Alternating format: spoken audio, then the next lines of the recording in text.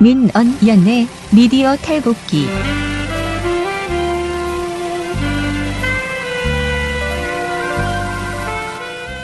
민언연의 미디어 탈곡기 268화를 시작하겠습니다. 네, 저는 안학내 유민지입니다. 네, 저는 부녀회장 배나은 활동가입니다. 네, 어제 부처님 오신 날이었는데요. 네, 연휴 동안 뭐 하셨어요? 아이들과 경주 여행을 다녀왔습니다. 어머, 너무 행복하셨겠다. 네, 그럼요. 저긴 침대에서 아예 나오질 않았습니다. 아, 부처님 오신 날 침대에 나오셔야죠. 뭐 저는 일단 신앙이 없고요. 네. 그렇군요. 아, 피디님은 잘 보내셨겠죠? 저도 비슷하게 네. 계속 집에서 정말 너무너무 쉬었어요. 그럼 너무너무 행복한 수요일이겠네요, 여러분. 그렇죠. 저는 너무너무 힘 빠진 수요일인데. 하지만 너무 즐겁게 우리 미디어 탈곡기를 네, 이 주제는 얼른 넘어가도록 하겠습니다. 그렇게 합시다. 지방선거 기간 언론에게도 영혼이 있다면 유권자의 합리적 의사판단을 도울 정책 검증과 경마식 보도와 근거 없는 흑색 선전을 하지 않는 공정함, 군소정당 후보라도 충분히 다루는 따뜻한 마음을 가졌을 것입니다. 단언컨대 불공정 선거보도를 접하신 여러분의 제보는 가장 완벽한 선거보도를 만듭니다. 2018 전국 지방선거 미디어 감시연대 1661-0999.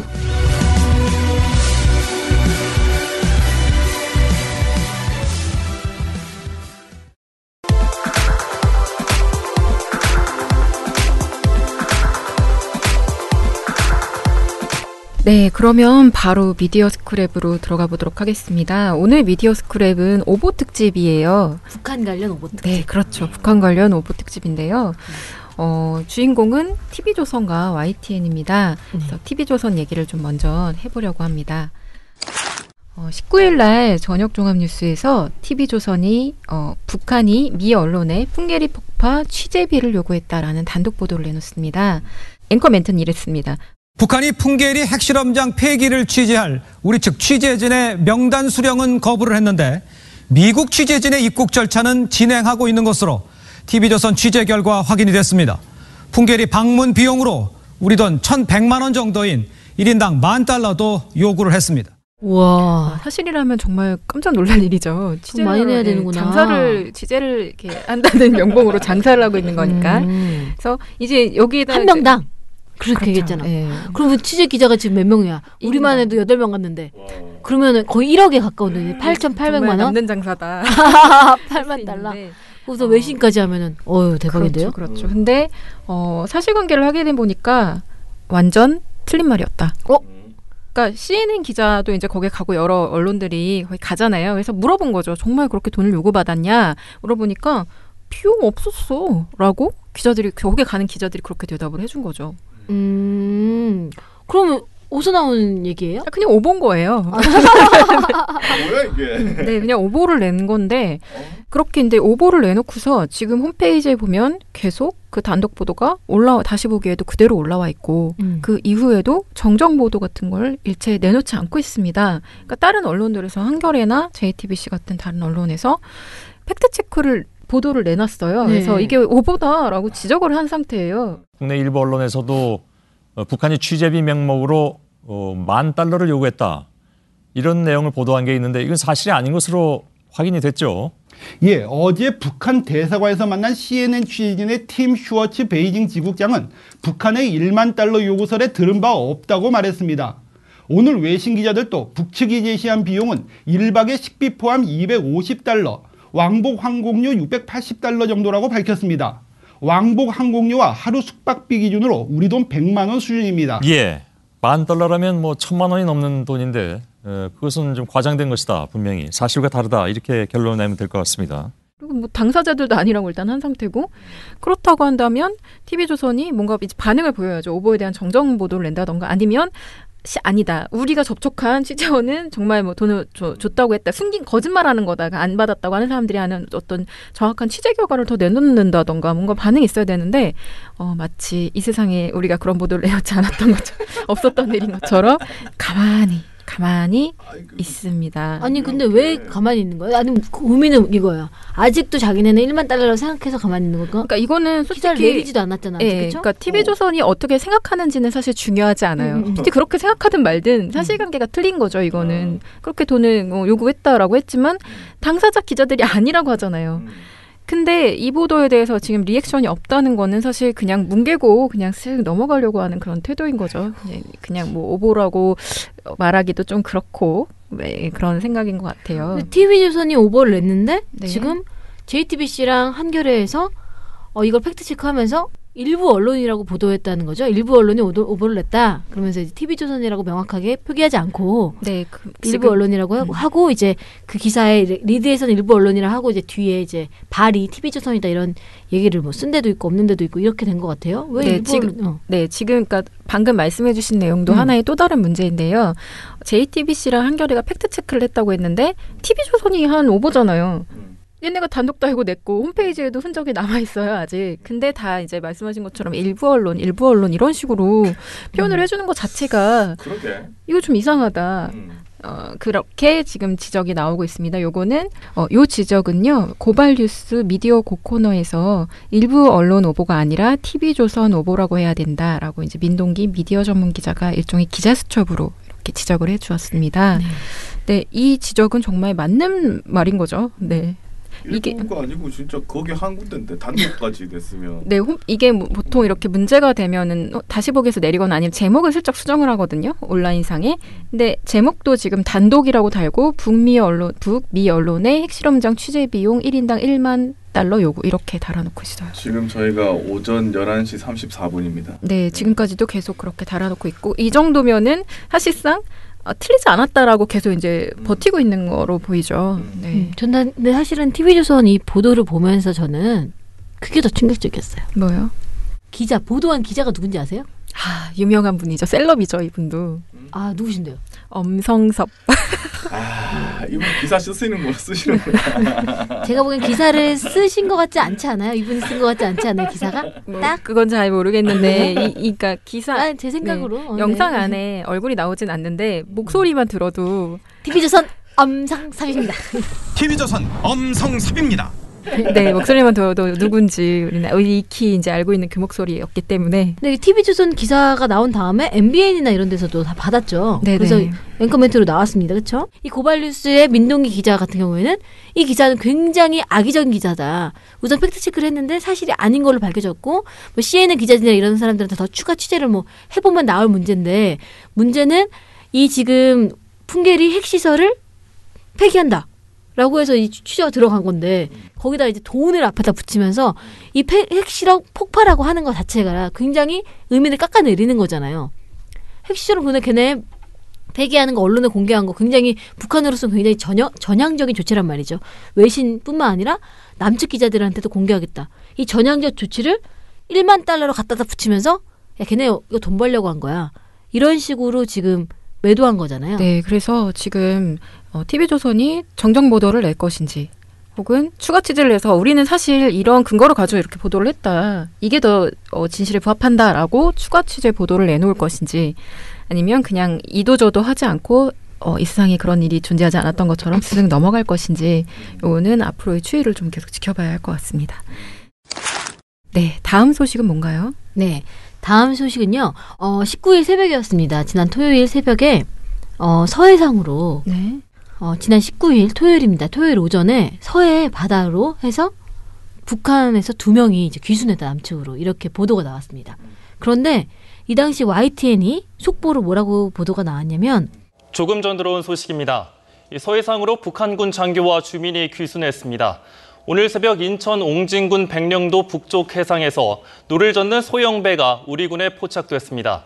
고속정이 접근해 확인한 결과 배에는 40대로 추정되는 북한 인민군 소좌와 국민증을 가진 북한 주민이 타고 있었고 귀순 의사를 밝힌 것으로 알려졌습니다. 관계 당국은 2사람을 상대로 정확한 귀순 경위를 파악하고 있습니다. 이후 들어오는 소식은 확인되는 대로 전해드리겠습니다. 그중에 한 명은 북한군 장교급이다. 그럼 소자라고 보도를 했어요. 저도 본 기억이 있습니다.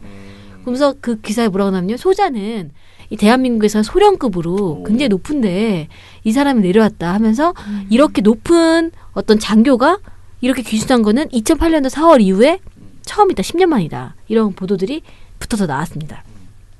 그런데 좀 있다가 다시 기사가 나온 거예요. MBC나 이런 데서 오전 10시 정도에 정부 관계자에 따르면 그 귀순한 사람 둘 중에 한 명이 장교라고 했는데 이건 잘못 알려진 거다. 그냥 북한 주민으로 알려졌다. 2명. 이렇게 또 보도가 나왔습니다.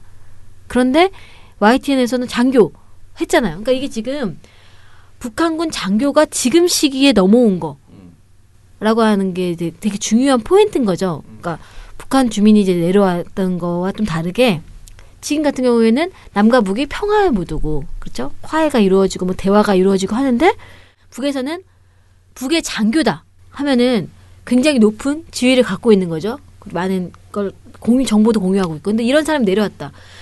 남한에서 여태까지 귀순한 사람들을 판단할 때 장교나 혹은 고위급이 내려왔다. 이걸 뭘로 봤냐? 북한 정권의 흔들림, 붕괴 이런 연결시켰거든요. 위에서는 많은 정보를 공유하고 있는데, 그래서 이 사회가 어떻게 돌아가는지 보고 있는데 지금 분위기 보니까 이거 북한 정권이 지금 위험한다는 거, 위험 신호의 하나로 고위급들이 탈북하는 거예요. 남으로 기순을 한다거나 이런 것들이 그런 감지한 요인으로 이제 굉장히 중요하게 보는 거예요. 그래서 내려온 사람이 그냥 북한 주민이면 그냥 배고파서 내려왔다거나 아니면 뭐 새로운 꿈을 위해서 내려왔다 할 수 있는데 북한군 장교 굉장히 높은 급이잖아요. 이런 사람 내려오면 중요한 신호입니다. 북에서 군까지 즉 이완되고 있다. 이런 상징과 같은 거거든요. 이런 보도가 나왔습니다. 지금 이 시기에 저도 되게 의아했거든요. 어머, 북한군 장교가 지금 내려왔어? 왜 그랬지? 뭔가 문제가 생겼나 보다. 이런 딱 보도를 보자마자 그 생각이 좀 들었거든요. 네. 그랬는데 이게 지금 아니라는 거예요. 굉장히 큰 오보인 거죠. 이게 아까 지금 TV조선 보도도 우리가 이야기했지만 어쨌든 남과 북이 화해 분위기고 무언가 맞닿으려고 하는데 북한 그 핵실험 핵실험 공개하는 그런 전향적 조치에도 초치는 거죠. 야, 얘네 돈 받으려고 돈벌이야. 사실은 앵벌이 한 거야. 이런 식으로 굉장히 비하한 거잖아요. 1만 달러 다 요구했고 돈 안 내면 못 가. 돈벌이 했어. 이렇게 폄훼하는 거 보도 하나 내고 또 한쪽에서는 내려왔는데 자, 장교급이야. 지금 사회가 굉장히 위험해. 이런 식으로 지금 보도가 나가고 있는 거잖아요. 근데 YTN이 이 보도를 계속 정정하지 않았다는 겁니다. 그날. 그리고 YTN이랑 같이 이제 오보를 연합뉴스도 같이 냈거든요. 근데 이 연합뉴스도 저녁에서야 이거 오보였다. 이렇게 기사를 내면서 뭐라고 했냐면 정부의 한 소식통은 귀순자는 자신의 신분을 과장하는 경우가 있다고 밝혀 귀순자의 신분을 둘러싼 혼선이 귀순자의 진술 때문임을 시사했다. 이렇게 지금 보도가 됐습니다. 그러니까 연합뉴스는 이게 오보가 난 게 우린 정부 관계자를 통해서 들은 건데 이 관계자가 맨 처음에 들었을 때는 자기가 소자라고 했다는 거죠. 그 사람이. 그래서 이렇게 오보가 나는 경우 잘못 오인되는 경우들이 있다. 이렇게 하면서 자신들의 오보가 이렇게 났던 것임을 시사를 했습니다. 근데 계속 지금 오보가 날 때 어떤 정부 출처가 익명의 고위급 관계자, 정부 관계자 이런 사람들이네요. 근데 저는 약간 궁금한 건 뭐냐면 이게 7시 한 54분, 그러니까 오전 8시 정도에 속보가 난 거예요. YTN이나 이런 데서. 네네. 근데 MBC가 오전 10시에 MBC나 뭐 노컷뉴스 이런 데서 아닌 것 같아. 장교라고 알려졌는데 민간인이라는 것 같아. 이렇게 보도가 나왔잖아요. 그러니까 어쨌든 뭐 1시간이건 2시간 굉장히 짧은 시간이잖아요. 이 시간에 이게 오보인지 아닌지가 확인이 또 되는 거잖아요. 그쵸. 제대로 된 정보가 뭐 확인이 되는 건데 이게 굉장히 오랜 시간 동안 그 오보가 수정되지 않고 계속 나왔다는 것도 문제고, 그리고 이렇게 짧은 시간에 어쨌든 확인을 할 수 있는 거에도 불구하고 그렇게 막 뭐 신속성이라는 그런 거에만 의미를 부여해서 막 이렇게 타전하는 게 과연 맞나. 근데 이게 그냥 타전하는 것만 문제가 아니라 이게 이 타전되면 아까 저처럼 북한 사회가 아직 굉장히 위험한가 보네? 라고 하는, 남북 관계가 굉장히 경색될 수 있는, 혹은 굉장히 사람들이 북에 대해 또 다른 이제 프레임을 보게 하는 이런 식의 오보가 이 생산되는 게 맞나, 이런 고민이 좀 드는 것 같아요, 저는. 지금 결국은 그러면 인지를 했는데, 그러니까 예를 들면 다른 매체에서는 오보다라고 판단을 해서 이제 관련 이제 기사를 내놨고, YTN은 계속 그게 수정되지 않았다는 거는 인지를 못했다기보다는 오보가 아니라고 판단을 해서 그렇게 버틴 거 아닌가요? 그럴 수 있죠. 그렇지 않을까 싶다는 생각도 사실 좀 들고 그렇다고 한다면 정보원이 지금 약간 YTN을 망하게 하려고 지금 어그로를 끌고 있는 거 아닌가. 저번에 말했던 급발대. 네네네. 여기 다 북한 관련된 발대라서. 네, 그런 생각까지도 저 음모론이었습니다. 그런 생각까지도 들고요. 왜냐하면 그렇지 않고서는 상식적으로 좀 이해하기가 어려워요. 이게 속보를 냈는데 막 다른 매체에서 아니다라고 이렇게 보도 나오면 되게 부끄러워서라도 빨리 고치거든요. 고치거나 막 정정하거나 얼른 이렇게 처리를 하는데 이게 두 가지 중 하나죠. 그러니까 아니라고 끝까지 고칠 때까지 아니라고 믿었거나 또 하나는 오보이건 말건 중요하지 않고 사회적으로 어떤 파장을 끼치려고 한 의도를 가지고 있었던 건가. 그러니까 YTN에 이거 2시까지 계속 이걸 내보냈거든요. 그리고 6시 돼서야 한 명은 북한군 장교로 알려졌었는데 조사 결과 관계당국의 조사 결과 민간인으로 이제 조사가 됐다 이렇게 냈고 자기네가 잘못한 거에 대해서 이제 뭐 정정한다거나 사과한 건 없는 거죠. 그러니까 맨 처음에는 장교인 줄 알았는데 조사하니까 아니더라. 뭐 이렇게 한 겁니다. 그냥 그렇게 그렇게 이제 했는데 이게 고민이 되죠. 이런 보도에 대해서. 그리고 YTN 같은 경우에는 보도 전문 채널이잖아요. 그거 되게 중요한 거예요. 우리 보통 식당 가면 YTN 많이 틀어놓죠. 맞아요. YTN 아래 속보를 사람들이 보고 사실로 인지한다는 거예요. 그 되게 중요해요. 왜냐면 이게 그냥 YTN이 너무 훌륭하니까 이게 문제가 아니라 사람들은 보도 전문 채널, 그럼 보도 전문이니까 당연히 보도 채널에서 나온 건 사실로 인지한다는 겁니다. 그래서 그냥 밥 먹으면서 보다가 어머 북한군 장교가 넘어왔어? 한참 그 얘기를 하는 거죠. 그렇죠? 가짜 뉴스가 막 퍼지는 겁니다. 그런데 이런 과정을 하나도 정정하거나 수정하지 않는다는 건 좀 YTN군이 고민이 되는 부분이 있어요. 거기 우리 또 얼마 전에 얘기했는데 김경수 의원실 압수수색 오보였잖아요. 그런 거라든가 이런 거 어떻게 하면 좋아요? YTN 어떻게 하면 좋아요? 빨리 정상화가 돼야 될 텐데. 그러게요. 그러게 말입니다. 제가 얘기하고자 하는 건 여기서 그 아닌 것 같다라는 보도가 1시간 뒤에 나왔더요. 9시 54분인가 나왔어요. 2시간 뒤인가. 아무튼 굉장히 짧은 시간에 나왔는데 그러면 그 안에서 그럼 이게 뭐 여러 가지 의혹이 있다라든가 이렇게 보도할 수 있잖아. 확정적으로 장교가 아니라 맨 처음 장교인 줄 알았는데 아닌 게 계속 다른 언론사에 나오고 있는데 자기 혼자 계속 장교라고 속보로 낼 필요가 과연 있냐는 거예요. 그걸로 계속 얘기하면서 왜냐하면 아닌 의혹이 제기가 됐는데 그리고 매우 그게 어떤 이상한 데서 아니라고 한 게 아니라 신뢰성 있는 조사하는 곳에서 얘기를 했는데 왜 그거를 무시하고 계속 기정사실이 있냐 보도하냐고. 아니면 그 자막을 빼든가 순간 확인될 때까지 빼든가 그냥 북해에서 2명 내려와 이렇게 끝까지만 할 수 있잖아요. 장교가 아니라는 의혹이 있는데 근데 그런 걸 안 하고 이렇게 계속 이런 약간 똥꼬집을 부리는 이유가 뭔가.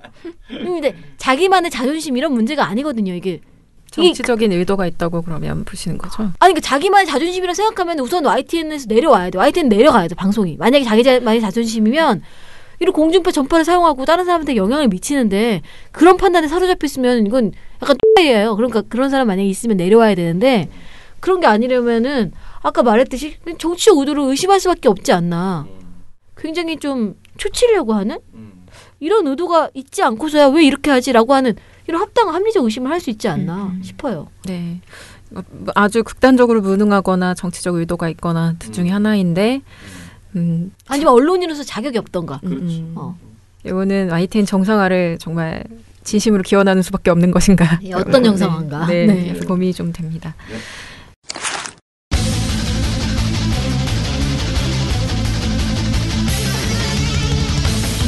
바로 나쁜 보도 스크랩으로 들어가도록 하겠습니다. 오늘 보고서가 2개나 준비되어 있어요. 먼저 부장님, 부장님 아니죠? 안학내. 네, 먼저 안학내님의 안학내님? 보고서를 설명드리겠습니다. 자, 때는 금요일. 이렇게 시작하실 건가요? 네, 이렇게 시작할 겁니다. 금요일 저녁이었습니다. 네. 이제 막 퇴근을 하려고. 아싸, 내일부터는 쉬는 날이다. 퇴근을 하려고 있는데 전화가 온 거예요. 민원인으로.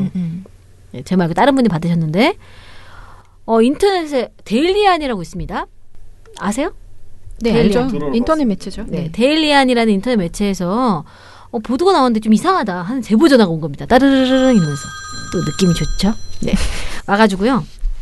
이 제보하신 분이 뭐라고 했냐면 이날 18일은 어떤 날이었냐면 조선일보가 일면에다가 드루킹의 옥중 편지를 공개한 날입니다. 네, 그러면 이제 이날 옥중 편지가 공개가 됐으니까 이제 A4 용지 9장 분량의 편지를 이제 조선일보가 요약해서도 앞에다가 싣고 뭐 내용도 넣었잖아요. 네. 어쨌든 이게 공개됐는데 이날 데일리안의 그 기사 제목이 드루킹 옥중 편지에 6.13 지방선거 경남도지사 판세 흔들 이렇게 적혀 있습니다. 근데 이게 5월 18일 날 저녁 오후 3시 정도에 작성된 기사였어요. 그러니까 이분이 보시기에는 드루킹 편지가 공개된 게 18일인데 벌써 이 흔들 이런 분석 기사 나왔나 아마 보셨겠죠? 봤더니 안에 여론조사 결과가 들어가 있다는 거예요. 그러면서 아니 드루킹 편지가 18일 날 공개됐는데 13, 14일에 경남 도민들을 대상으로 한 조사한 여론조사 결과를 인용하면서 판세가 흔들린다는 보도를 낸다는 게 과연 적절해요? 이렇게 하시면서 이거 가짜뉴스 아니에요? 이상하잖아요. 이렇게 얘기하셨어요. 그리고 또 자기가 그래서 이 여론조사 뭐야? 해가지고 선관위에 들어가가지고 이제 기사에서 인용한 여론조사를 찾아보려고 굉장히 적극적인 분이신 거죠. 찾아봤더니 5월 13일, 14일에 실시한 여론조사가 없더라는 거예요. 그리고 여기에 보통 우리가 선거 이미 공표된 선거 여론조사를 기사에 인용하려고 하면요. 선거 조사자, 그러니까 조사 기관, 그리고 선거 의뢰자, 조사 의뢰자, 그 다음에 대상, 기간 이런 것들을 명시해야 돼요. 그런데 여기는 조사 의뢰자도 안 나와 있더라. 그래서 도대체 누가 의뢰한 건지 우선 의뢰한 데는 리얼미터였어요. 이렇게 어쨌든 이런 질문을 제기하면서 이거 가짜뉴스 아니냐 민은연이 판단해줘라 이렇게 제보 전화가 들어온 겁니다. 네. 그래서 맨 처음에는 그래? 뭐 5월 13일 날짜 뭐 잘못 썼겠지 의뢰자 하나 잘못 썼겠지 이렇게 해서 봤죠. 그랬는데 자 우선 기사를 한번 뜯어보겠습니다. 이 데일리안 기사는요 리드문에 뭐라고 써있냐면 드루킹의 옥중 편지 공개로 6.13 지방선거 경남 지역 판세가 흔들리고 있다. 이러면서 현재 자유한국당 김태호 후보는 김경수 후보를 추격하고 있다라는 게 리드예요. 추격이 되고 있죠 지금 막.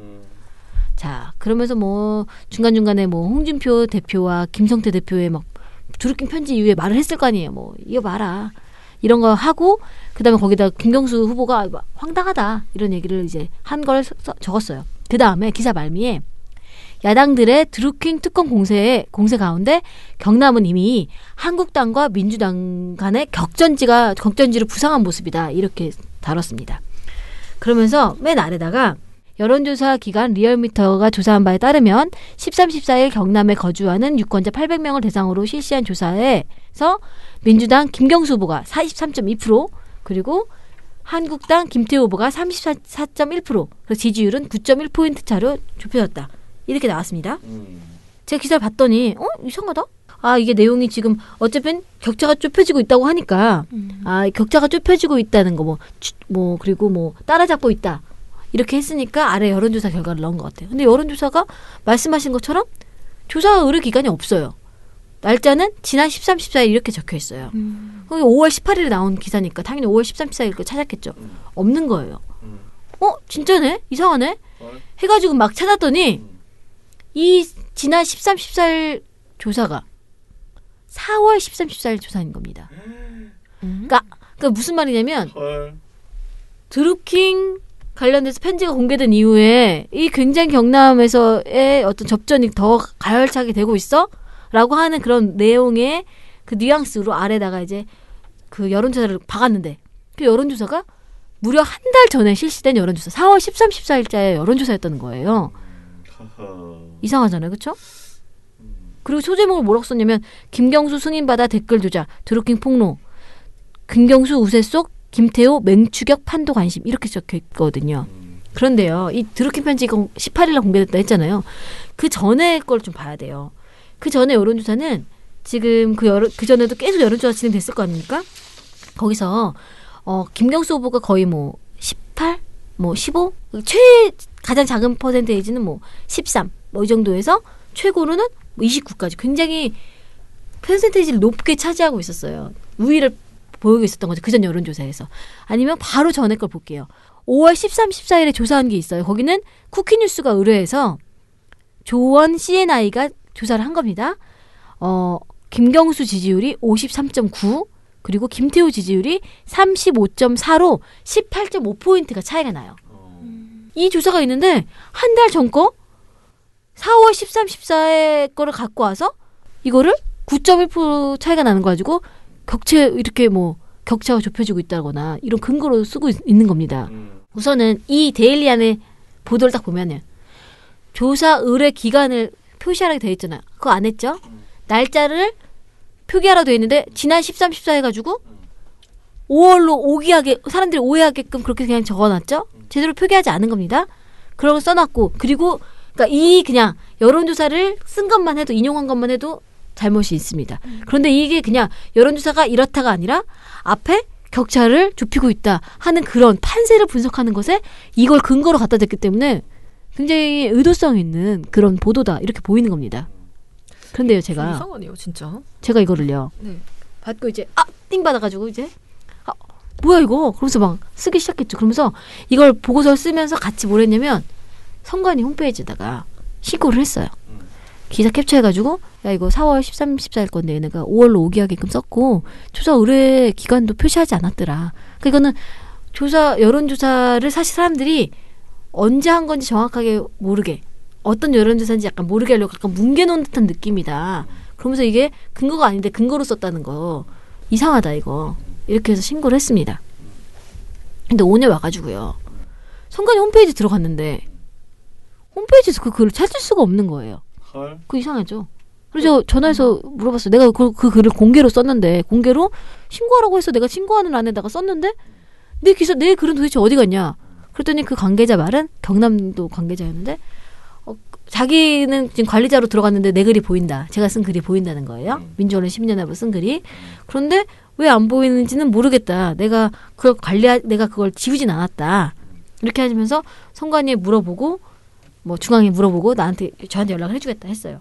그리고 또 하나 다시 데일리안의 기사를 보러 들어갔더니 데일리안 기사가 바뀌어 있는 거예요. 수정되어 있어요. 그 기사가 보니까 제가 수정된 걸 읽어드릴게요. 이렇게 써 있습니다. 이데일리가 여론조사기관 리얼미터에 의뢰해 5월 13일, 14일 경남에 거주하는 유권자 800명을 대상으로 실시한 조사에 의하면 그러면서 또 43.2 뭐 이거 9.1 그거 나와 있습니다. 거짓말이에요. 이데일리는 조사를 의뢰한 적이 없고요. 이 의뢰는 부산일보가 의뢰를 했습니다. 부산일보가 리얼미터 의뢰했고 4월 13일, 14일 한 거라고 말씀드렸잖아요. 근데 얘는 데일리안이 수정한 것도 가짜뉴스로 수정을 한 거예요. 이데일리가 의뢰했고 5월 13, 14일이었다. 이렇게 조사가 돼 있어요. 그런 조사는 없습니다. 여론조사에. 그 여론조사 홈페이지에 올라올 때 늦게 올라오는 경우들이 있잖아요. 네네네. 그래서 지금 우리는 그 여론조사가 이루어졌는지 확인할 수 없지만 실제 그런 여론조사가 이루어졌을 수 있는 거 아닌가요? 그런 가능성은 전혀 없습니다. 왜죠? 왜냐면요. 이 퍼센테이지가 지금 정확해요. 43.2% 그리고 34.1%도 정확하고요. 리얼미터가 조사한 것도 맞습니다. 그런데 이 기사가 그 날짜도 13, 14일에 맞아요. 그리고 이게 공표가 되려면요. 우선 말씀하신 건 공표가 돼야 되잖아. 네. 우선 자기가 등록해서 올리는데 지금 예를 들어 18일이다. 네. 보통 13, 14일에 조사를 하잖아요. 그러면 여론조사라는 건 뭐예요? 그 당시 현재의 추이를 알기 위함이죠. 그러니까 이걸 올릴 때는 이거 발표를 해야 되잖아. 발표하려면 먼저 신고를 하고 선관위에 신고를 해서 야 내가 이거 조사했고 이렇게 했어. 보여줘요. 그다음에 우리는 보도해. 그럼 선관위는 그거를 24시간 공표하는 거예요. 얘네가 조사한 게 개요가 이렇게 있다. 그러니까 이런 절차가 있기 때문에 내가 선관위에 신고도 안 했는데 공표할 수가 없어요. 사실 자기네끼리 조사해놓고 얘기 안 하고 자기네끼리 갖고 있다가 나중에 등록해야지 이런 건 없습니다. 그렇게 하면 선거법 위반이에요. 왜냐하면 여론조사를 실시할 때 여론조사 심의위원회가 있잖아요. 여심위에 먼저 얘기해야 돼. 내가 이렇게 조사했고 이렇게 했는데 맞냐. 근데 걔네가 야 이건 요건이 안 된다. 안 돼. 날아가는 거예요. 그런 것들이 있는 거예요. 여심위에서 통과한 것만 공표할 수 있습니다. 그렇게 통과하지 못한 걸 공표해가지고 과징금 2천만 원 받은 사람 있죠. 범칙금. 홍준표 대표가 받았잖아요. 자기네 연구소가 조사한 걸 가지고 그거는 포함을 안 시키거든요. 정당이 어떻게 의뢰해가지고 하는 거는 포함을 안 시켜요. 공정한 보도, 그게 선거가 아니다, 여론조사가 아니다 해가지고 여심위에서 그거는 통과를 안 시킵니다. 그럼 자기네끼리 자체적으로 조사할 수는 있겠죠? 조사하라고 하는 거예요. 근데 그거는 공표하지 마. 이렇게 이미 선관위가 이야기한 건데 홍준표가 공표한 겁니다. 그러니까 그거는 잘못됐다 해서 2천만 원 받은 거죠. 어쨌든 이런 절차가 있습니다. 근데 어쨌든 지금 문제는 뭐냐. 다시 한번 정리해드리면 데일리안이 맨 처음에 판세가 흔들리고 있다 하면서 날짜가 바로 13, 14일 거를 갖다가 썼습니다.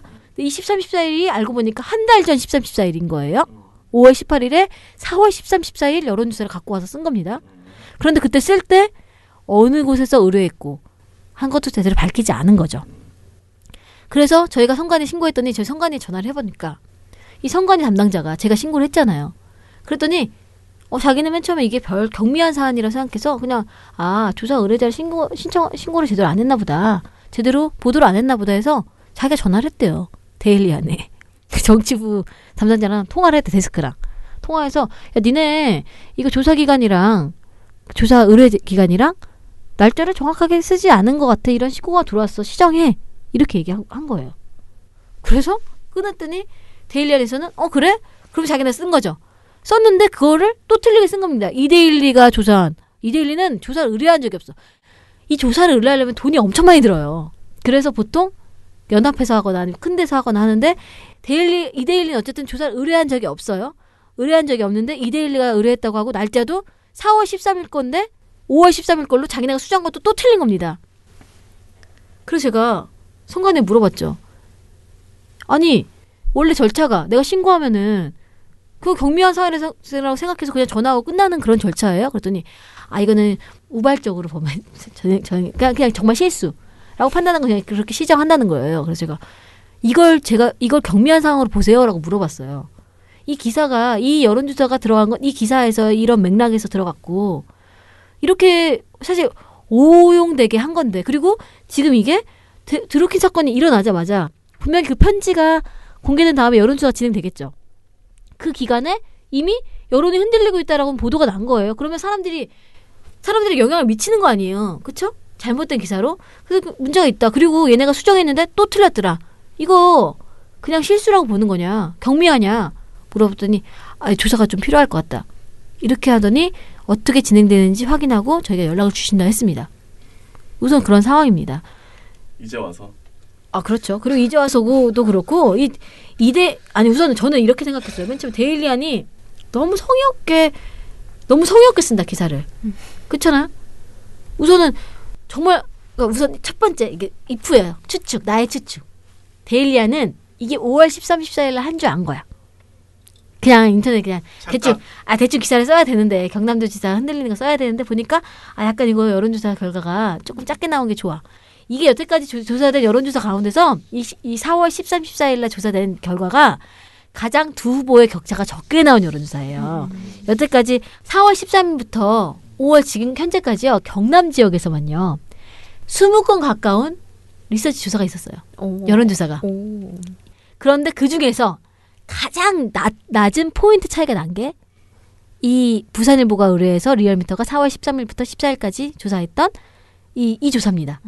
9.1%. 이게 가장 적어요. 격차가. 네. 이걸 갖고 온 거예요. 지금 데일리안이. 근데 우선은 이거죠. 데일리안은 몰라서 그냥 봤더니 이게 여론조사가 가장 최근 건지 알고 대박이네. 야 이걸로 쓰자 기사. 그래서 드루킹 편지를 냈는데 그 잡힌 편지를 보고 나서 사람들이 이미 그걸 13, 14일날 먼저 보고 그때 경남도 지역의 사람들이 이렇게 격차가 줄어들었구나. 뭐 이런 기사를 마음대로 쓴 거죠. 이것도 소설. 이것도 이렇게 썼어도 소설. 우선 기사는. 두 번째.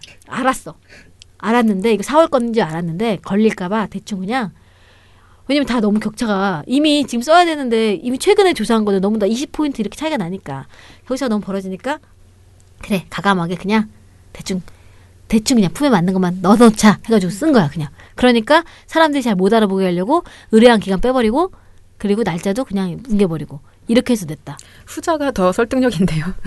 근데 문제는 후자가 그렇게 설득력 있잖아. 만약에 그렇게 되면 네. 그러면은 왜 수정했을 때도 2대1이라는 이상한 거 갖다 붙이고 5월을 갖다 붙이냐고. 이거 이상하죠. 아니, 처음에 썼던 사람과 소통이 잘 안 됐나? 아무튼 어떤 상상을 해봐도 이거는 ABC가 하나도 안 맞아요. 말이 안 되는 거예요. 왜냐면요. 아까 제가 제보하신 그냥 일반 시민도요. 네. 시민분도 선관위에 들어가서 그 여론조사 결과가 있는지를 확인하는 그런 시기예요. 그렇죠. 유권자들에게 그런 것도 확인할 수 있다라고 해서 선관위가 공개하는 겁니다. 혹시 너희 여론조사 잘못된 게 있으면 너도 봐봐. 그리고 신고해. 이렇게 해서 누구에게나 공개된 정보를 이 기자가 선관위에 들어가는 그런 최소한의 수고도 하지 않는다는 거예요. 선관위에 들어가잖아요. 그러면 조사 의뢰자 중에 2대1은 단 한 건도 없습니다. 2대1은 하지 않아요. 의뢰를. 여론조사를. 근데 어떻게 여기다 여론조사를 2대1을 쓰냐. 보면 여기서 어떤 걸 알 수 있냐면 2대1리가요. 2대1리 홈페이지에 6.13 지방선거라고 하는 페이지를 만들었어요. 거기서 여론조사를 다 모아놓은 게 있어요. 무슨 말인지 아시겠어요? 네. 2대1이라고 하는 또 인터넷 매체죠. 이 매체가 6.13 여론조사라고 지방선거에서 여론조사를 안을 해가지고 쭉 만들어 놓은 게 있어요. 거기에 보면 각 어떤 의뢰기관이 뭐 조사기관이 여론조사한 경남의 또 판세를 쭉 볼 수 있게 되어 있어요. 제가 보기엔 거기에 들어가서 마치 이게 2대1리가 한인 줄 알고 최소한의 사실 판단도 하지 않고 썼나 이런 뭐 의심이 듭니다. 어쨌든 이 사람이 왜 갑자기 2대1리 갖고 오나 데일리안이 이름이 비슷해서 이건 아닐 거 아니에요. 그렇죠? 2대1리가 어쨌든 홈페이지에다가 쓴 거를 그냥 가져와서 넣은 거죠. 정말 기자로서의 자격이 없는. 아니 그러니까 너무나 말이 안 되는 거야. 어떻게 해도 말이 안 돼. 엉망진창인데 문제는 코멘트하기 어렵네요, 정말. 엉망진창인데 이 제목이 뭐냐? 경남 지역 판세가 흔들린다라는 겁니다. 최근에요. 가장 마지막으로 조사된 거에 따르면요. 이 정말 옥중 편지가 공개되고 나서 옥중 편지란 말도 사실 좀 웃긴데 아무튼 알겠어요. 그냥 옥중 편지를 할게요. 이 옥중 편지가 공개되고 나서 이 여론조사가 진행된 게 있습니다. MBC가 코리아 리서치에 조사 의뢰를 해서 5월 19일부터 21일까지 경남도에 있는 그 유권자들 대상으로 조사를 한 결과 김경수 더불어민주당 김경수 지지율이 41.9가 나왔고요. 자유한국당 김태호 후보의 지지율이 27.3이 나왔어요. 격차가 14.6%입니다. 6포인트 차이가 나는 겁니다. 그런데 이제 이게 바로 전에 MBC 경남인 리얼미터에 의뢰해서 5월 15일부터 16일까지 조사한 거에 따르면 두 후보의 격차가 20.2포인트 차이가 났거든요. 그러니까 바로 앞에 15, 16에 조사한 것과 이 바로 단순 비교를 해보면 20포인트에서 14.6%로 차이가 좁혀진 거 맞죠? 그런데요. 이 조사기관과 이 조사 방식에 따라서 차이가 나죠. 원래 차이가 나잖아요. 그래서 단순 비교하기 굉장히 어려워요. 그러면 MBC가 지금 제가 말했던 14.6% 나온 이 가장 최근 거 MBC가 코리아 리서치에 의뢰한 거거든요. 그럼 MBC가 코리아 리서치에 그전에도 의뢰를 한 적이 있습니다. 똑같이. 의뢰자와 조사 기간이 똑같은 동일한 걸 갖고 올게요. 4월 30일부터 5월 1일까지 코리아 리서치 센터가 또 조사한 겁니다. 이때는요. 김경수 후보가 38.7, 김태호 후보가 27.9로 두 후보 간 격차가 10.8포인트가 났어요.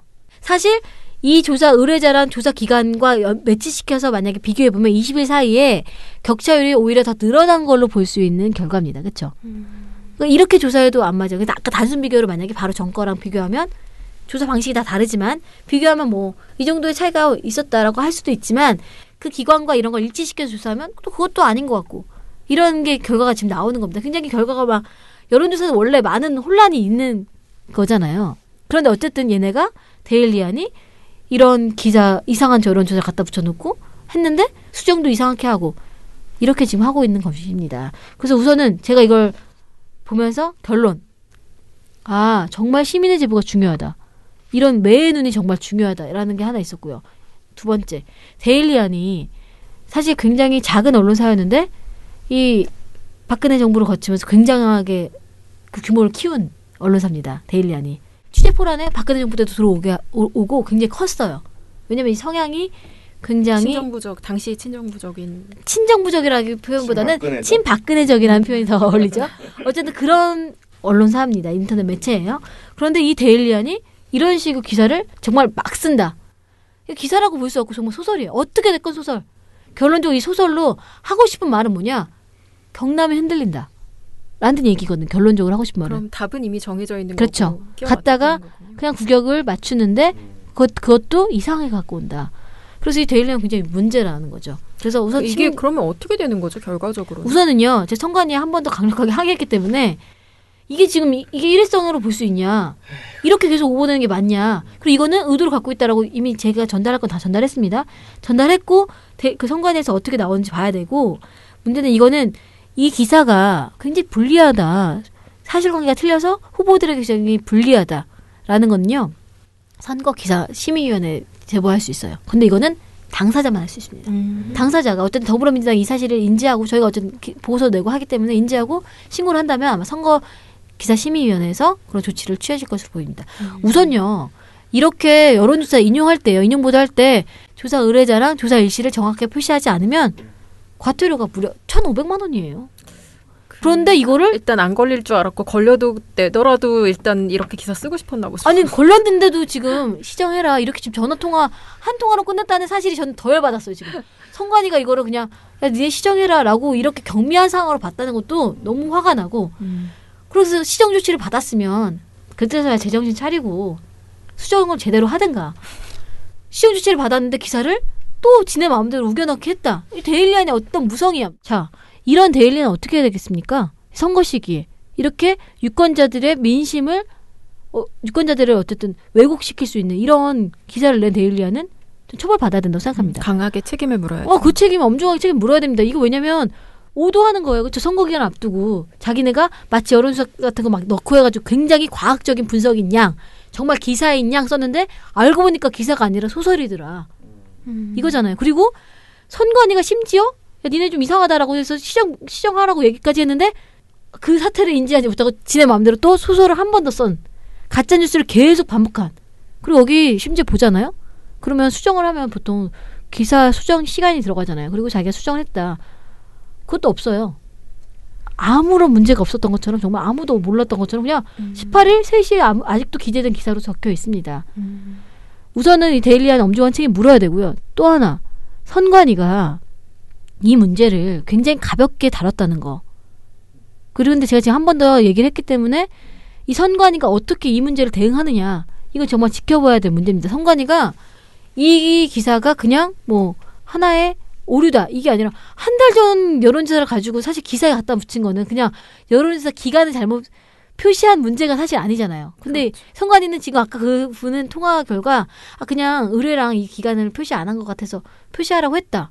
일시적 잘못으로 보고 이렇게 본 거예요. 우선 그 판단하는 선관위 직원 굉장히 위험하다.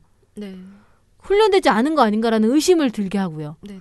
그리고 어쨌든 제가 이건 문제 있다고 다시 한번 조사 필요하다 말씀드렸고 지금도 얘네 또 틀렸는데 경미하다고 보시냐라고 물었더니 조사해봐야겠다라고 이야기하셨어요. 우선 그리고 결과를 알려주시기로 했으니까 이 선관위가 이걸 정말 경미한 판단 상황이라 본다라고 하면 전 선관위 고발해야 된다고 생각합니다. 선관위를 고발해야 된다.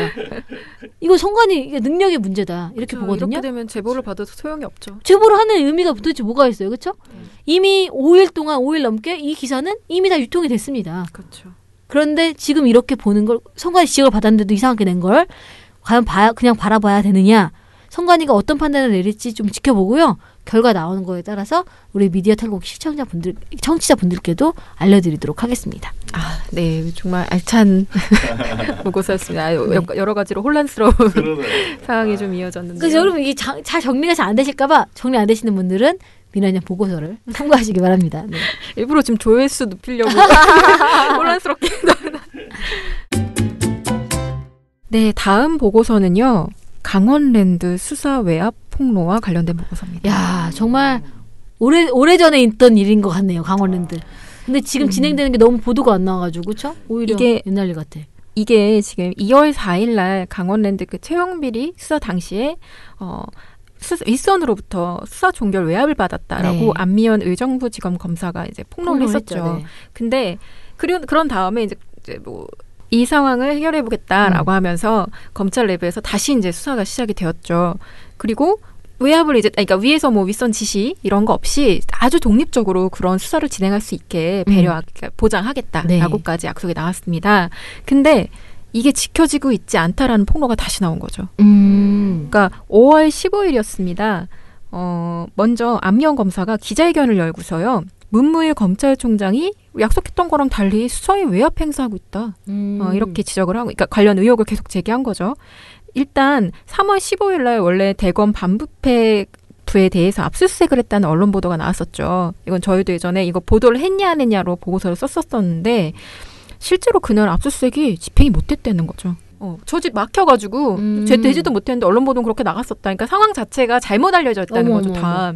이상하다. 이상하죠. 그리고 지난해 이제 12월 8일 날 문무일 총장이 권성동 자유한국당 의원을 소환하려고 하는 그 이영주 춘천지검장을 불러서 막 질책을 하기도 했었대요. 그러니까 이 사건의 핵심은 계속 권성동 의원, 자유한국당이죠. 네. 권성동 의원을 이렇게 다 검찰에서 지켜주려고 하는 쪽과 문제 제기를 해서 이 사람이 핵심인데 왜 이 사람 데려와서 수사를 못하게 해라고 이제 문제 제기를 하는 쪽. 이렇게 둘로 나눠져 있는 거예요. 근데 문무일 총장이 자꾸 권성동을 감싸려고 한다라고 의혹 제기를 또 하고 있는 거고 이날 같은 날 양부남 검사장이 이끌고 있는 검찰 강원랜드 채용비리 관련 수사단도요. 보도자료를 냅니다. 그러면서 안면 그 검사의 폭로에 힘을 실어줘요. 뭐라고 하냐면 수사단이 객관적 검증을 위해서 총장한테 검찰 수사심의위원회 소집을 요청까지 했다. 근데 문 총장이 부정적 의견을 피력해서 결국은 뭐 이제 소집 요청도 철회되고 수사단 책임하에 죄송해요. 이거 다시면 이거 다 빼버리고 보도자료를 낸 다음에 지금 전반적으로 수사단 출범 당시에 공언했던 거랑 달리 문무일 총장이 계속 수사 지휘권을 행사하면서 수사를 방해하고 있다. 이렇게 얘기를 한 겁니다. 그러니까 과거에 그 수사를 진행했던 검사와 평검사와 그다음에 지금 현재 수사를 진행하고 있는 그 수사단이 다시 한번 문제 제기를 한 거예요. 현 상황에 네네. 대해서. 자, 문무일 검찰총장은 전혀 그렇지 않다. 그러니까 수사 지휘를 했는데, 그러니까 그거는 내 어떤 압력이 아니라 정당한 권한이고, 그러니까 이게 수사가 잘 될 수 있도록 어떻게 이제 내 의견을 피력한 거다. 토론을 하려고 했다는 거죠. 오히려 그렇죠. 뭐 정보를 더 주고. 그렇죠. 이게 네. 올바른 수사가 진행될 수 있도록 가이드를 한 건데 거기에 대해서 다 뭐 하기만 하면 수사 외압이라고 하느냐라는 이제 그러니까. 반발인 거죠. 그러면서 이제 인정할 수 없기 때문에 검찰 전문 자문단을 통해서 이제 의견을 받아서 그 결과를 확인해 보겠다라고 얘기를 했습니다. 그런데 그 결과가 이제 18일부터 회의가 시작이 돼서 19일날 결과 발표가 나왔어요. 네. 근데 어떻게 나왔냐면 안미영 검사한테 부당한 압력을 행사했다라는 의혹 자체에 대해서 인정하지 않는다. 검찰조사위원회가? 네. 그러니까 검찰 전문 자문단이에요. 자문단이. 외부 자문단인 거예요, 이거는. 그래서 즉 관련된 압력이라고 안미영 검사나 뭐 수사단은 그렇게 표현을 했지만 그렇지 않다. 이거는 권한과 내규에 따른 정당한 수사지였다라는 결론이 나와요. 자, 이제 대충 맥락을 아시겠죠? 이런 상황인데 그럼 관련 보도들이 어떻게 나오고 있나를 한번 살펴봤어요. 진짜 궁금하네요. 네, 15일부터 그러니까 외압 폭로 당일인 15일부터 전문자문단 심의 결과가 나온 따라서 보도에 이제 그 결과를 반영할 수 있었던 19일까지 5일간의 관련 보도를 이제 살펴봤는데요. 일단 양적 분석을 먼저 해봤습니다. 네. 요걸로 한번 베나베나 쇼를 진행을 해볼게요. 어려울 것 같아. 베나베나 쇼! 네, 좀 뒤늦은 것 같기도 하고. 네. 우선 5일 동안 관련 보도를 단 한 건도 톡보도로 낸 적이 없는 매체가 2군데 있습니다. 다른 데는 톡보도를 냈다는 얘기네? 네.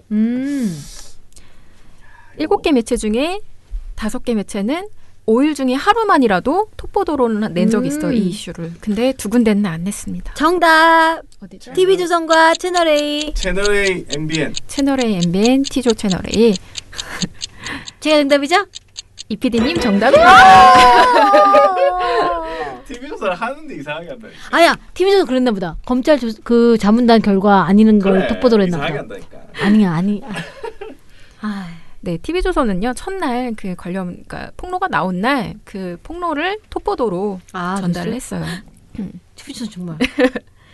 네, 하지만 TV조선이 이상한 짓을 했다는 것은 나중에 확인을 해드릴게요. KBS, MBC, 그리고 JTBC, TV조선은요, 당일날 일단 다 톡보도를 냈고요. SBS 같은 경우에는 이제 톡보도를 처리를 쭉 안 하다가 결과가 나오니까 즉 19일날 관련 보도 2건을 톡보도 처리를 합니다. 근데 채널A, MBN 같은 경우는요, 계속 이제 톡보도 처리를 하지 않았을 뿐만 아니라 8번째 꼭지, 16번째 꼭지 막 이런 식으로 되게 뒤에다 배치를 해요. 뒤쪽에다 배치를 해놓고 톡보도 당연히 내놓지 않았습니다. 그리고 채널A 같은 경우는요. 보도량도 가장 적었는데요.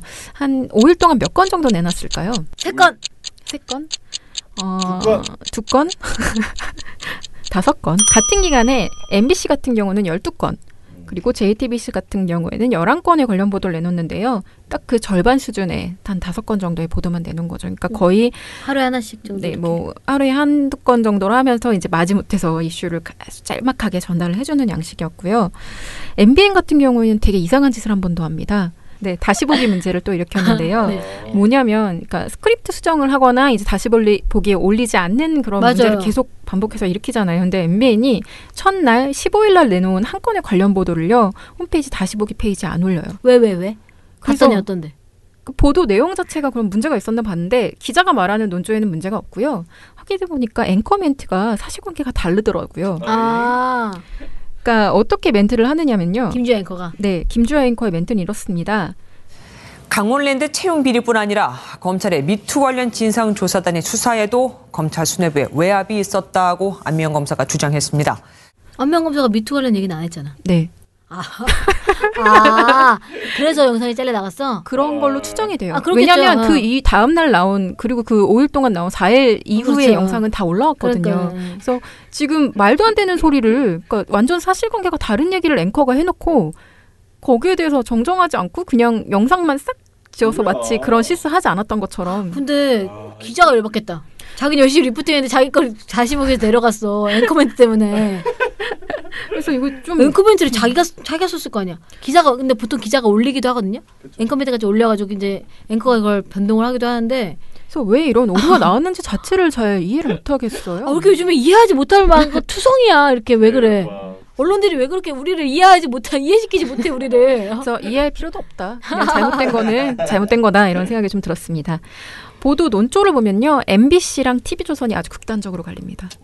네, MBC는요 지난 2월에 그 안미영 검사의 폭로를 단독 보도한 그 이력이 있죠. 네. 그래서 그런지 태도가 확실히 전향적이야. 이제 전향적이에요. 그러니까 검찰이 문제를 일으킨 거, 그러니까 수사 외압을 행사한 거 아니냐는 의심을 기본 밑바탕에 좀 깔고 있다는 느낌이 들어요. 그래서 이게 이런 폭로들로 인해서 검란의 조짐까지 보인다라는 어떤 분위기를 전하면서도요. 안 검사나 수사단이 아닌 문무일 검찰총장의 책임을 강조하고 거기에 초점을 맞춥니다. 네. 그리고 자문단 결과 발표 이후에도요. MBC 같은 경우는 법조계에서는 그러니까 이 결과를 놓고서 법조계에서는 예정된 결론 아니냐는 분석까지 나온다. 그러니까 굉장히 이 조사가 이 자문위원회가 내놓은 게 요식행위의 결과였을 뿐이다. 라는 그런 분위기를 전달했다는 그렇죠. 얘기죠. 그런 지적을 하면서 일단 자문단 구성 자체가 약간 문제가 있는 거 아니냐. 대검이 추천한 인사가 다수로 구성돼 있는데 문 총장한테 힘을 실어주기 위해서 절차를 한번 거친 거 아니냐라는 그런 의혹 자체. 이런 것들을 이제 전달을 해줍니다. 근데 반면 TV조선은 문제가 있었다고 했잖아요. 근데 계속 반복해서 폭로 당사자들이 좀 문제가 있는 것처럼. 어떤 식이냐면 첫날 보도 제목이 이거예요. 검찰 뒤숭숭 항명 vs 총정도 수사 대상 이런 기사인데요. 항명. 네, 검찰 내부에선 이번 이제 그렇게 총장 비판을 대해서. 했던 것들, 그러니까 폭로에 대해서 어떤 여론이 있는지를 이제 소개를 해주는데요. 이게 이러면서 일각에선 안 검사와 수사단이 조직 수뇌부의 의견 조율 과정을 외부에 낱낱이 공개하는 것 자체가 검사 윤리 강령 위반 소지가 있다는 주장도 나옵니다. 이러면서 그러니까 폭로 행위 자체를 약간 문제를 삼는 그렇죠. 거예요. 계속. 그리고 다음 날 문무일 수사지휘는 총장 직무 정면 돌파에서는요. 일선 검사들이 이렇게 내부 통신망에 올리는 글을 소개를 하는데 거기에 대해서 여러 여론을 소개한다고 하는데 실질적으로 내용을 보면 다 이제 안 검사 측을 비판하는 것처럼 읽힌다는 거죠. 예를 들어서 언제부터 검사가 기자회견을 했느냐, 수사 과정을 외부에 유포하는 건 부적절하다라는 문제 제기를 소개하고요. 지휘를 외압이라 하는 건 이해가 안 된다라는 의견을 또 이어서 소개합니다. 그런 다음에 그거에 대한 반대 의견처럼 소개를 한 게 뭐냐면 정당한 지휘와 부당한 압력은 구별돼야 한다라는 의견을 소개를 해요. 근데 이 세 가지는요. 앞에 두 개는 명백하게 비판하는 거고 세 번째 거는 이렇게도 읽힐 수 있고 저렇게도 읽힐 수 있는 거죠. 저 사람이 구분해야 된다고 하는 걸 수도 있고 안미영 검사 측이 구분해야 된다. 네, 그래서 사실상 안미영 검사를 옹호하는 측의 여론은 소개를 하지 않은 것처럼 보이는 어떤 기사 구성이었던 거죠. 17일 날은요. 검 내분 내일 분수령 안미연 징계 검토라는 제목을 달고 나옵니다. 보도 제목이요. 안미연 징계 검토예요. 그러니까 계속 여기서도 안미연 검사에 대해서 문제 제기를 하는 내용, 그 멘트들을 제목으로 부각하고 보도 내용 안에 이제 부각을 해서 넣어주는 것이고요. 자문단 회의가 진행되고 있던 18일 날에는요. 단독 보도를 내는데 이 보도의 온라인 송고용 제목이요. 수사 외압 새 국면 안미연 영장 중복 청구 논란. 아이고. 그러니까 실수를 또 하나 잡아냈네요. 그러니까 실수라고 말하기는 좀 애매한 지점들이 있는데 어쨌든 그렇게 절차상의 문제를 가지고서 안미연 검사가 잘못했다고 판단되는 부분은 부각해서 단독 보도로 내주는 거죠. 네. 그리고 자문단 결과 발표 이후에는 아주 특이한 행동을 합니다. 뭐가 있느냐? 권성동 의원에 대해서는 영장 청구가 됐어요. 그랬더니 야권에서 검찰권 남용이라면서 반발한다는 걸 부각해서 보도를 해줍니다. 보도 제목이 권성동 의원 영장 청구, 야 검찰권 남용 이렇게 되는 거죠. 자, 같은 날 MBC는요. 뭐라고 얘기를 하느냐?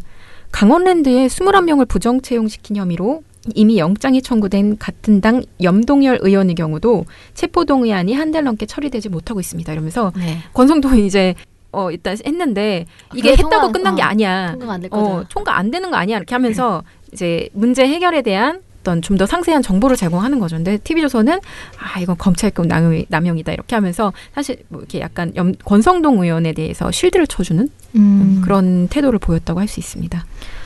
궁금하네요. 그다음에 사실 이게 그 당사자들이 제대로 뭐 진술을 하지 않고 있는 조사를 받지 않고 있는 이 문제를 떠나서 검찰의 수뇌부가 이걸 오히려 조사를 좀 축소시키려고 하는 거 아니야 사안을 이런 이야기 나오는 건데 뭐 안에서 여러 가지 논란이 있을 수 있을 것 같아요. 근데 이 논란 자체를 제대로 보도하는 거 그래서 방향을 이야기하는 게 되게 중요한 것 같아요. 근데 제대로 보도하지 않고 오히려 이렇게 왜곡시킨 다음에 그러니까 그게 오히려 이 얼마 전에 있었던 염동열 의원 체포동의안이 부결된 거 그래도 영향을 미친 거 아닌가 결국에는 이런 언론 보도들이 이런 생각까지 들게 하네요. 네, 그래서 TV조선은 되게 스탠스가 명확하다. 그러니까 내부에서 문제 제기하거나 이런 것들에 대해서는 약간 나쁜 행동인 것처럼 프레임을 정하고 그다음에 또 권성동 의원 등의 어떤 그 혐의가 있는 의원들에 대해서는 아주 단단하게 보호를 해주고 쉴드를 쳐주고 있다. 어떻게 될까요 이거? 이런 양상이 나오고 있습니다. 글쎄요. 이게 사실 그 수사단이나 그 평검사가 기자회견을 한다거나 입장을 내는 일이 보통의 각오로 되는 일은 아니거든요. 어지간해서는 사실 그렇게 되지 않거든요. 검사 사회의 어떤 보수적인 측면도 있고 해서. 그리고 본인이 입을 타격이 사실 상당하거든요. 그렇게 했을 때. 근데 그걸 감수하고서라도 뭔가를 폭로를 했는데 이후의 결과가 이 정도 선으로 나왔다라는 게 저는 약간 좀 불안하다고 해야 될까요? 조사가 앞으로 잘 될까가 좀 의문이네요. 네, 그래서 이건 계속 지켜봐야 될 문제인 것 같습니다. 네, 그래서 오늘 짧았지만 2문제밖에 내지 않았지만 그래도 베나베나쇼 이걸로 마무리하도록 하겠습니다. 요즘 이 PD님이 계속 이겨. PD님이 베나베나쇼 출연 짬은 더 길잖아요. 공부를 해서 열심히 하시는 것 같아. 네, 공식을 무시하지. 제가 무시해줍니다. 알겠습니다. 7, 6, 5, 4, 3, 2, 1. You'll never have the sacred stone. Oh, this you crazy mother. 네, 첫 번째 댓글 트러스트 노원님께서 5.18 특집으로 오늘 방송 아주 좋았어요. 그러면서 유 부장님 말대로 보고서를 유포시켜야 하겠습니다. 라는 댓글 남겨주셨습니다. 어머니들 사이에서 카톡으로 유언비어 돌아다니는데 그걸 이제 가짜뉴스 이런 실체들을 어머니한테 이제 카톡을 다시 보내드려야겠다. 그렇게 대응하시라고 해야겠다라고 말씀을 해주셨습니다. 그래서 유 부장님 보람 있으시겠습니다. 이게 정말 그렇게 하기를 원해서 네. 그렇습니다. 제가 한 건 아니고요. 저희 5.18 가짜뉴스 센터원들이 열심히 한 건데요. 네네. 이 내용으로 이 보고서 내용으로 네네. 김홍준 차장님이 그 정관용 시사잡기에 나가서 이 얘기를 하셨는데 제가 주말에 보니까 이 계속 포털이나 이런 데 많이 유통되더라고요. 그런가요? 그래서 너무 좋다 이렇게 생각이 들었고요. 네네. 특히 이제 유공자 특혜 관련된 거 그 거짓말 이런 것들이 잘 알려지는 것 같아서 참 잘 됐구나. 이제 보람찼다. 네, 보람찼습니다. 네. 네, 이슬고프님께서는요. 저희 중간에 광고로 소리가 줄으면서 있잖아요. 뭐 이러는 거 있잖아요. 이거를 보시고 들으시면서 그거 안 하시면 안 되나요? 그걸 좋다고 하는 사람이 많다면 어쩔 수 없지만요. 이렇게 적어주셨는데 여러분도 들으시기 좀 불편하셨나요? 좋은 소식이 있다면 오늘 바로 국민심의가 진행되기 때문에 네. 오늘도 안 나가겠네요. 네. 어제까지만 월요일까지만 나왔다는 거. 자, 이제 다른 또 스팟이 여러분도 기다리고 있지 않을까 이런 생각을 해봅니다. 이래서 기웃기웃하는군 님께서는 100원 후원을 해주셨어요.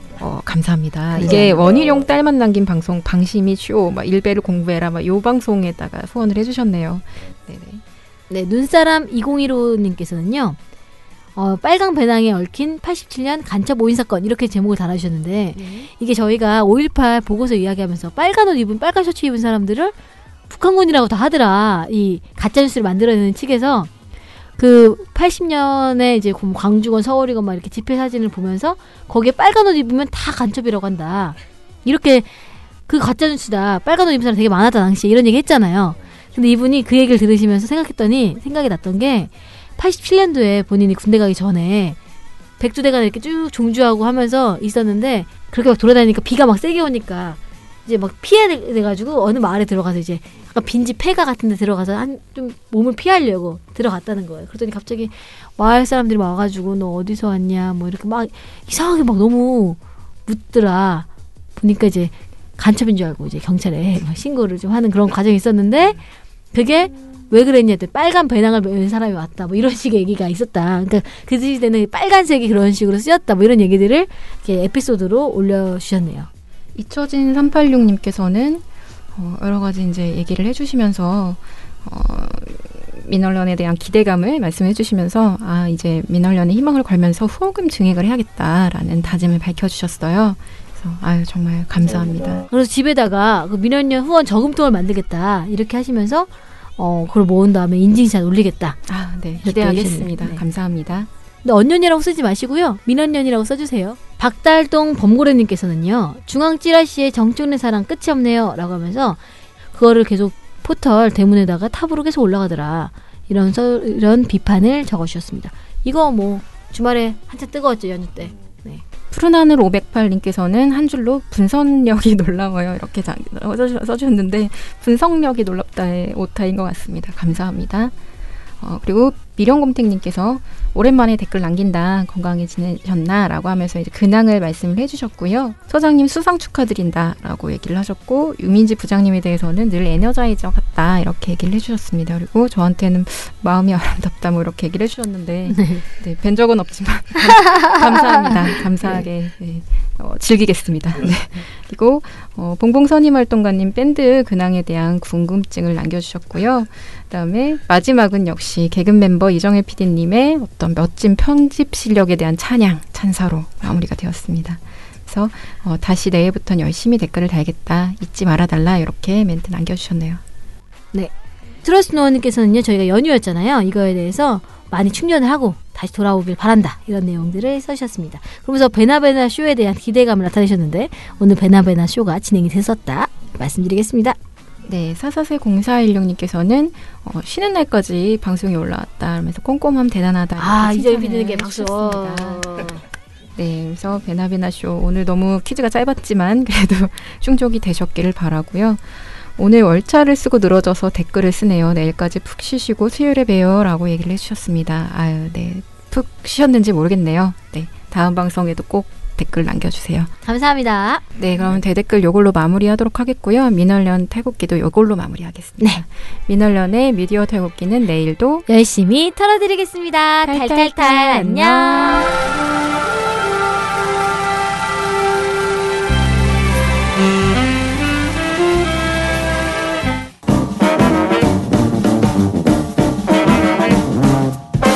여러분, 미디어 탈곡기 잘 들으셨나요? 민원련은 1984년부터 우리 사회 언론 민주화를 위한 걸음을 우직하게 걷고 있습니다. 특히 왜곡, 편파, 막장 뉴스가 만연한 상황에서 민원련의 언론 감시 활동은 더욱 중요합니다. 민원련 회원이 되어 저희에게 힘을 주세요. 민원련 홈페이지 ccdm.or.kr에 오셔서 회원가입을 신청하시거나 02-392-0181로 전화 주시면 됩니다. 한 달 10,000원의 회비가 언론을 바꿉니다.